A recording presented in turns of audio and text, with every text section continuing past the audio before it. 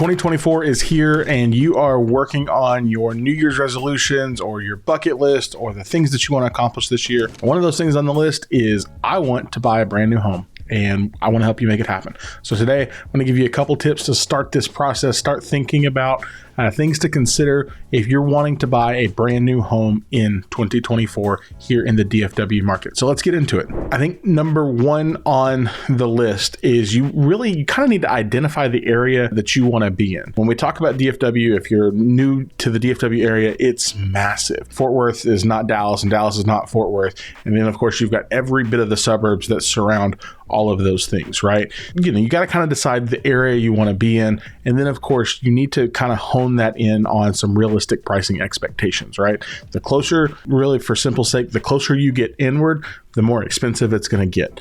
That's just kind of the name of the game here in DFW. Also, if you're wanting new, you're going to have to go a little further out on the outsides to get that new construction feeling, because so many of those spaces, especially, right up to the north, Richardson, Plano, Farmers Branch, Carrollton, kind of Mesquite, Garland, kind of coming around to the east side, all of those have been developed. Those were part of the boom, 15, 20, 25 years ago. So if you're wanting new and you're wanting to see all the new developments, you're going to have to go a little further. So you kind of need to decide, hey, what areas are important to us? What do we care about? Or we need to be proximity to work or church or schools or airports. Like, what does that kind of look like for us? And that would be the first thing I would say hone in on, is pick kind of the rough location that you want to be in, and then expand, of course, one direction or the other based on needs and desires. Secondly, as piece of that, this is still point one, but secondly, you probably need to have a realistic conversation of expectations of what you can get in that area.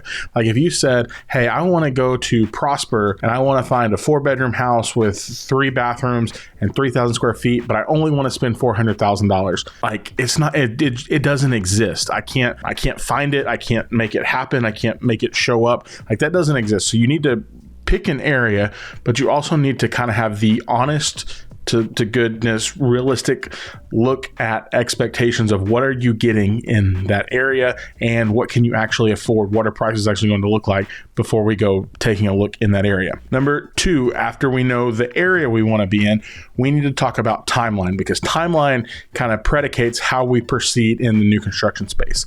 We could do anything from a 30 to 45 day quick close off of inventory to 90 to 120 days to a full build job that might take 6 to 8 months. So what does your timeline look like? Do you have a job that's bringing you here that you need to be in the next 60 days? Do you have a lease that's going to be up in 6 months and you're not sure what you want to do, so you want to kind of try to start the process? Do you have a baby on the way and you're like, oh my gosh, we need another bedroom before the baby gets here? So kind of start thinking through that timeline of where you need to be for timeline's sake. If you're going to build like ground up, pick everything in the house. Most builders right now in DFW are running on about a 6 to 8 month timeline, with a few probably hitting toward that 6. So if you're needing to be in by July, you could probably contract January, February on a build job and get it done. If you're needing to be in by March, you're most definitely not going to get it done. You need to look at something on inventory. So take a look at your timeline,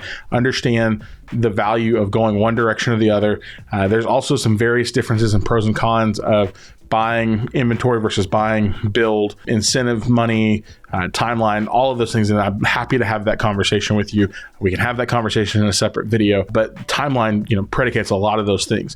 Also, I would tell you work backwards. So let's just say, hey, if you're in a lease situation, right? Maybe this is your situation and your lease is up in April. Okay, well, the lease is up in April. So realistically, we don't want to re-sign. We don't want to go month to month. So we need to be in a home. We need to be closing probably by the 1st of April or realistically by the end of March to give you some overlap time. So if we're closing by the end of March and it's January when you're seeing this video, we need to start looking now, because it's going to take 30 to 45 days. And you need to be looking at things that are either completed, almost completed. So in those final stages. So when you're talking to those builders, it's like, hey, this home can close in 60 days. Okay, well, we know we have cabinets, we know we have countertops, we're missing a few minor things, we can get it done and ready to go. Or look at something that's completed and that they can move you into quickly so that you don't miss your cutoff date of your lease being up. Most of the time when you close on a home, you're going to skip a month on a payment. So like if we close in January, you'll skip February. Actually, it's paid, it's not skipped, it's paid as part of your closing costs, and then you'll pick up your payment in March. So just be mindful, because you probably don't want that overlap one direction or the other. But we also don't want you having to stress about not being able to move in and not having a place to go. So I think the timeline piece is probably really important. So we've identified a location, we've identified the budget, and set a realistic, honest conversation of, hey, here's what's available in that area. We've identified the timeline. Now we need to identify what's realistically affordable for us, for you to purchase, right? So there are tons of avenues that you can pursue. You could go with an FHA loan and put as little as 3.5% down. You could go conventional, put 5% down. If you qualify, you could do a VA loan. There's places where you can do a USDA loan, depending on income limits. There's tons of different avenues that you can take. But the next thing is, now that you've had all of those realistic pieces, I would tell you now you probably need to start having a realistic conversation about budget and about credit and about money, especially if you have a spouse involved. Like, this is a great time to just sit down and say, hey, here's where we're at. Here's what we're spending money on. Here's our expenses. And if you're not tracking those things, this is a great time to start tracking your monthly income and your monthly expenses to give you a really good idea. When it comes to new construction, you're going to need money available at a couple different times. One, you're going to need money available at contract time. So whether it's a build job or it is an inventory job, you're going to have to make an earnest money deposit. This varies builder to builder, community to community. Sometimes it's a flat, $3,000, $5,000, $10,000. Sometimes it's a percentage of the purchase price. So just know that you're going to make that deposit as soon as we contract, regardless of build or inventory. So you're going to need to have that money available. So that's a significant portion right there. Again, that's like an engagement ring. You get that money back. It's credited to you at closing, but you're going to have to make it at time of contract. Second thing you're going to have if you're building, not necessarily if you're buying off inventory, but if you're building and you're getting to design, you will most likely make an additional design deposit based on your design selections.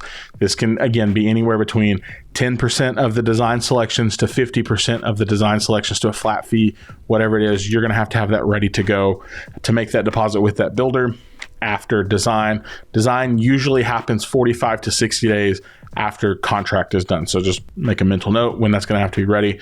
If you are buying off of inventory, the other big thing that I want to make sure you have money ready to go for is an inspection. Same thing, or if we're building, you want to have money set aside to do those phase inspections throughout the process. Inspector's going to run you anywhere between $400 and probably $800, depending on the inspector, location, neighborhood, things like that. So you want to have that money set aside and ready to go. And then, of course, you want your whatever you're going to need in closing costs and down payment monies. So those need to be ready to rock and roll. This is also the time I kind of tell you, hey, if maybe you're like socking away cash and you're like, we're going to use cash. It needs to get in the bank. The bank needs to be able to track it. Get that money in the bank, or if you're getting a gift from your parents, or some people get that, or you're pulling from your 401k, like, you just need to kind of figure out where you're pulling that money from to make it happen.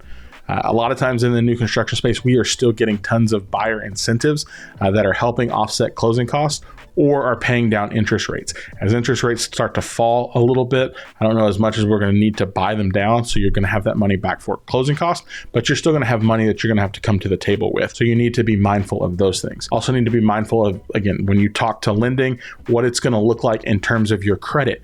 Like, hey, are we at a 580 and we need to get to a 600? Are we at a 620 and we need to get to a 650? You need to kind of start having those realistic conversations of what you're going to do. But here's the challenge with that. If you know you're going new construction, oftentimes I would tell you, if we're looking at resale, we want to get connected with a lender right away and say, yeah, this is what we know we can afford and what we can do. The challenge is when we go new construction, a lot of builders connect their incentive money to their lenders. So which means they're going to want you to at least try and work with their lender to get the maximum incentive money. The sucky part about that is, if you're already working with a lender and you move your file from that lender to the builder's lender, the person you were working with, they don't get paid. So there's always this tension for me of, like, especially when we work in new construction, of like, hey, I want you to get pre-approved and I want you to understand your purchasing power and I want you to do all of those things. But also, if we know we're going new construction, it might be better to wait and just kind of look at somewhat of an estimate until we know for sure, and then work with that builder's lender, because I'm not trying to get somebody working for free without you actually finishing the product, because they're not getting paid until you close on that loan. So that's kind of one of those differences. But just have that honest conversation with yourself or with your spouse or whoever's buying the house with you of, hey, budget-wise, here's what we can afford. Here's where our money's coming from. Here's how we're getting our equity. Here's what we're doing. And then if you're like renting and you're looking at, oh, we're about to, we have money, we're going to cost us, $600 more a month. Start putting that money in savings. Like, make that payment like you're already having to live in that house to show that you can afford it. Like, mentally, you need to understand what that's going to do to your monthly expenses. So make sure you prepare, which is also a benefit of if you're building new construction, it gives you time to like run through that gamut of like, oh, we're prepared. We can make these payments. This is what this looks like. My last tip, and this is kind of my pro tip, so you take this for whatever it's worth. Hire a realtor. Please, if you're going to buy new construction, hire a realtor that spends time in that space, that knows what they're doing, that can provide value, that can answer questions, that can advocate for you.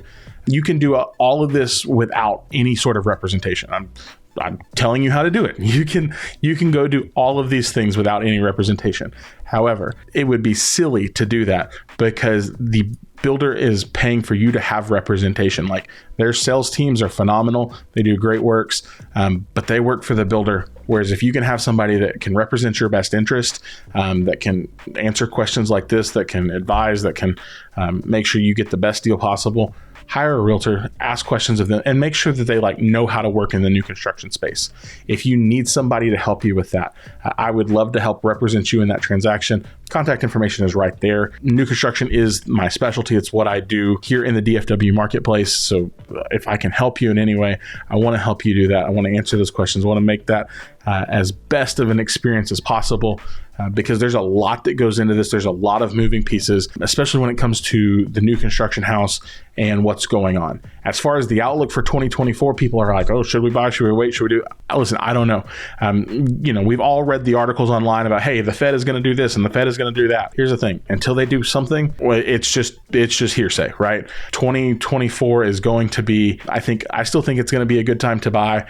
I personally, if I was buying, I would rather buy early in the year and use the builder's money to buy down my interest rate instead of waiting until later when rates come down, on the simple stance of the moment those rates come down, competition goes up, prices go up. So I would much rather let the builder buy me down to a rate that makes sense than wait throughout the year and have to compete with more people. That's just my opinion. We can agree, we can disagree, and I'm okay with that either way. I would just say that's kind of the leaning I would have if I was personally looking to buy. As far as what the market's going to do, I don't know. I just know that thousands of people are moving to DFW every single day. Builders cannot keep up. We need more inventory. We need more affordable inventory, and they're still incentivizing people to buy. So those are what I know. Those are the facts. So if I can help you, you have questions, or you're wondering about a neighborhood, or you're wondering about what builder is the best builder, because that would be the other thing, is do your research. Please don't just walk in and sign a contract. Do your research. If you want to have representation, I would also tell you, don't go talk to a builder without first hiring a realtor to represent you, because some builders are kind of weird about, hey, if they don't have representation on the first visit, they will not allow you to add representation to that contract. So you need somebody that can, set those appointments, that can show up, that can answer those questions. Even if it's not me, it doesn't have to be me. I'm just telling you, find somebody that knows what they're doing if that's the space that you want to be in.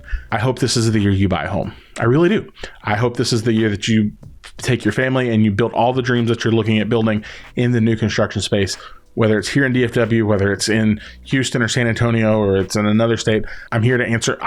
If I can help you, I want to help any way that I can. If you're looking forward to building this year, drop me a comment down below. Let me know where you're looking at. Let me know what you're looking for, and I'd love to help you find it. And again, if you have questions, contact information right there. I'm excited to hang out with you for all of 2024. If you want to continue to learn new construction and what's going on in DFW, subscribe to the channel. We'll have content every single week to help you make the best decisions possible this year. And if you found value in this video, thumbs up goes a long way. Guys, thanks so much. Can't wait to hang out with you all year. Here's to our next video. Bye for now.